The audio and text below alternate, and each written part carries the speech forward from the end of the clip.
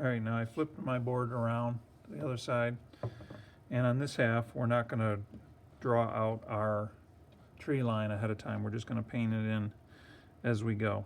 And while it's still wet, we're going to drop some other colors in there to create more of a texture and create the illusion of clusters of trees. So we'll mix up some green here again.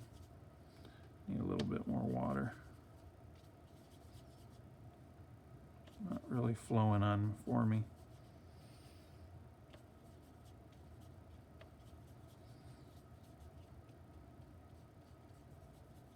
Okay.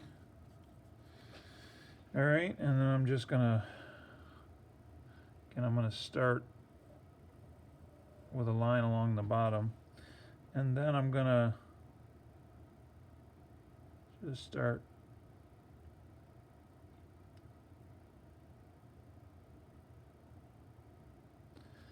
painting along here.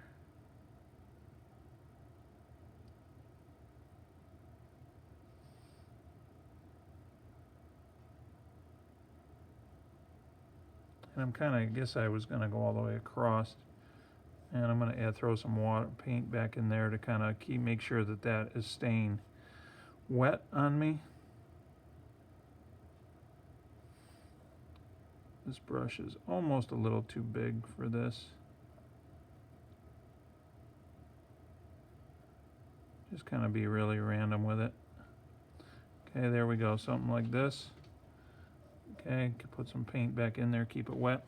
Now what I'm going to do is I'm going to make up some dark. I'm going to take some brown, I'm going to pull some of this down in, maybe throw a little more blue in here and make some dark greens, right?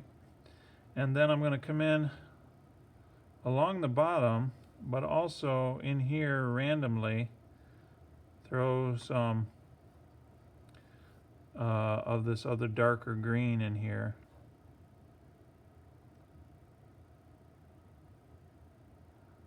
To create a texture. And you might need to go back in and add it a couple of times.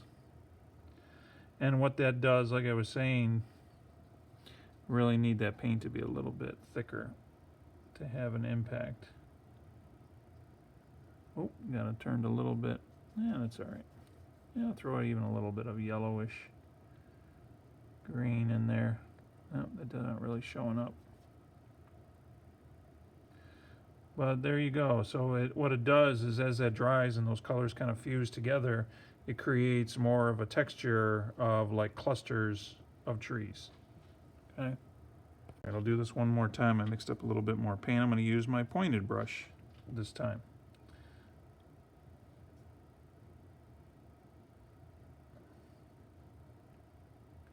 And just try to be random with it. You can use because I'm working kind of small. Normally I would, like I said, I would hold my brush the other way. But I think because I'm working so small, I'm just going to hold it like I would hold a pen, and then I'll just try to be random with my shapes as I go along here. Let's go a little higher. Let's get a high section in here. Throw a little bit more paint back in here to make sure that stays moist so it doesn't dry out on me.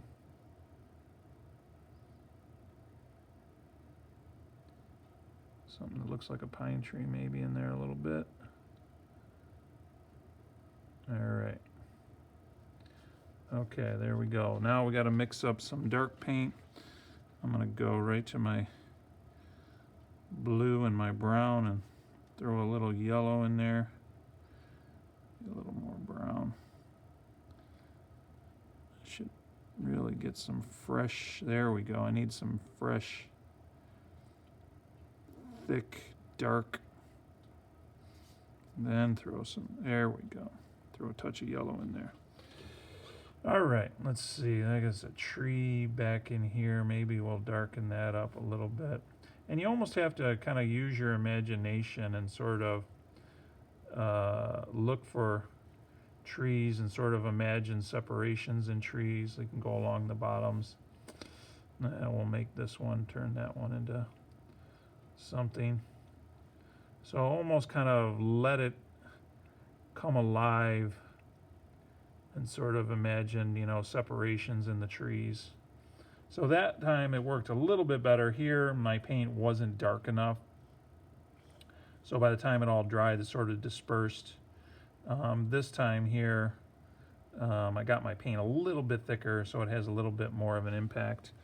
And you know, you can even, as that's drying, mix it up nice and even darker still. Grab a touch of yellow, let's see.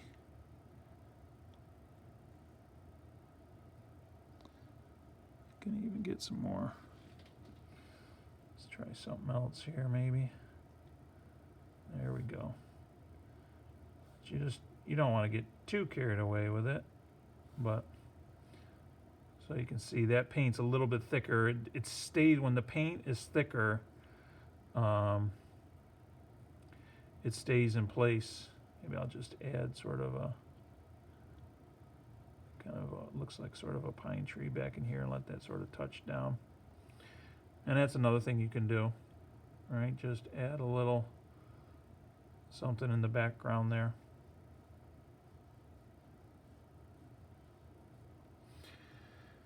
And I'll show you where those little pieces of sharp plastic come in handy. If this was a little bit larger, say it was closer, and you could actually make out a little bit more detail. In fact, I'll zoom in here a little bit. And then you can kind of, might be a little too wet. Well, we'll see, and then we'll kind of know. I'm going to scratch in a few lines. See, well, it's too wet. It's not making an impact. I've got to let it dry just a little bit more. If you don't let it dry enough, scratching in lines won't really do anything. You have to get it, it can't be puddled at all. It has to be just a little bit of sheen left on the surface.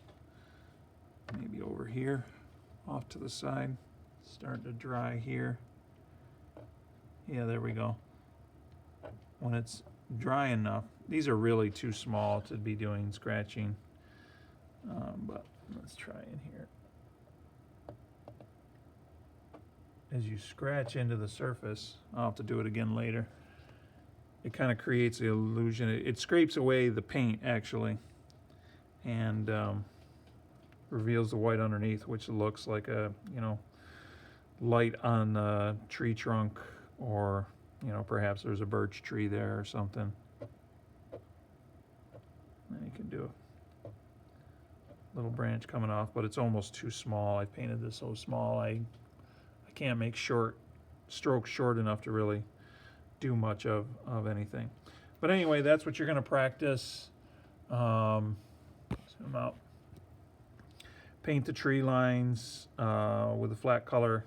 Make sure you keep it moist, and then have some paint ready to go that's nice and thick, so that it stays in place more and it creates more of that texture. So practice 3 of those. Do 3 of the flat ones and then 3 of these textured ones.